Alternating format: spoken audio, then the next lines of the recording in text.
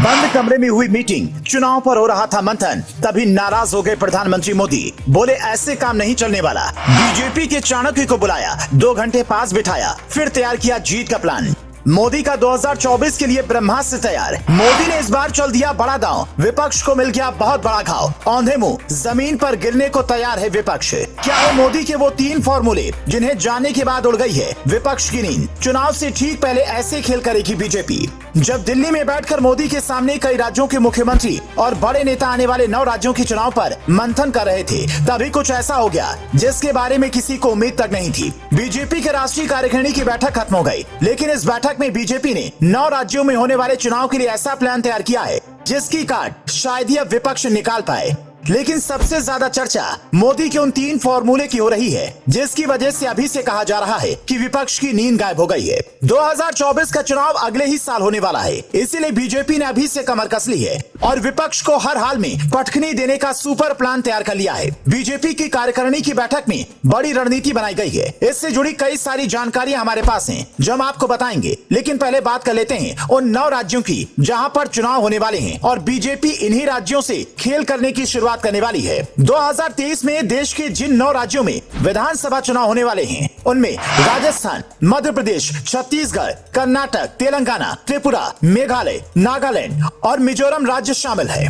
2024 के मेगा चुनाव से पहले ये चुनाव बीजेपी के लिए कई मायनों में बहुत ही अहम है। यही वजह है कि इसे लेकर बीजेपी ने भी पूरी तैयारी अभी से कर ली है। पर गौर करने वाली बात यह है कि बीजेपी की कार्यकारिणी की बैठक के ठीक पहले प्रधानमंत्री मोदी ने संसद मार्ग के पटेल चौक से लेकर एमडीएमसी कन्वेंशन सेंटर तक 15 मिनट का रोड शो किया। इसका मकसद केवल इतना था कि बीजेपी अब धीरे धीरे ही सही लेकिन फुल चुनावी मूड में आ चुकी है। इस बैठक में क्या खास रहा वो जान लीजिए। असल में 2019 के लोकसभा चुनाव में बीजेपी को कई सीटों पर कम अंतर से हार का सामना करना पड़ा था, जबकि कुछ सीटें ऐसी थी जहां पर बहुत कम मार्जिन से जीत मिली थी। प्रधानमंत्री मोदी ने इसीलिए इन सीटों पर अपना फॉर्मूला लागू किया और कमजोर बूथों पर अपने बड़े नेताओं की तैयारी के साथ उतारने का आदेश दिया, जिसका सीधा सा मतलब ये हुआ कि बीजेपी चाहती है कि जहां पर सरकार विरोधी लहर 2019 से दिखाई दे रही है वहां की जनता की परेशानियों को हर हाल में खत्म किया जाए।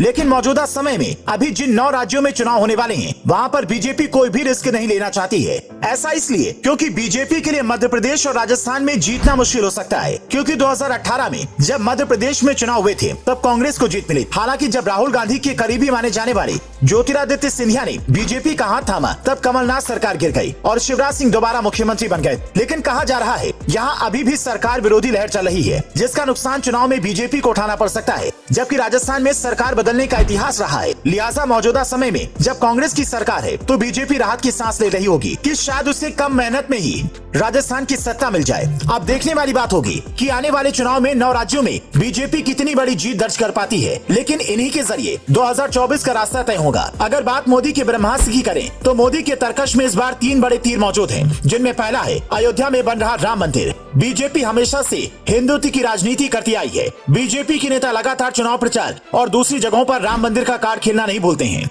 इससे साफ पता चलता है कि बीजेपी की रणनीति आगे भी इसी रास्ते पर चलकर सत्ता में बने रहने की है। मोदी की तरकश में जो दूसरा सबसे बड़ा तीर है वो है राष्ट्रवाद का। राष्ट्रवाद की मुद्दे पर बीजेपी को अब तक काफी फायदा हुआ है और कहा जा रहा है कि 2024 के चुनाव में भी बीजेपी इसी पर दांव चले। जबकि तीसरा फॉर्मूला ये है कि कमजोर सीटों पर जनता की नाराजगी को हर हाल में दूर करना। आपको क्या लगता है 2024 के चुनाव में क्या विपक्ष बीजेपी को चुनौती दे पाएगा? कमेंट करके अपनी राय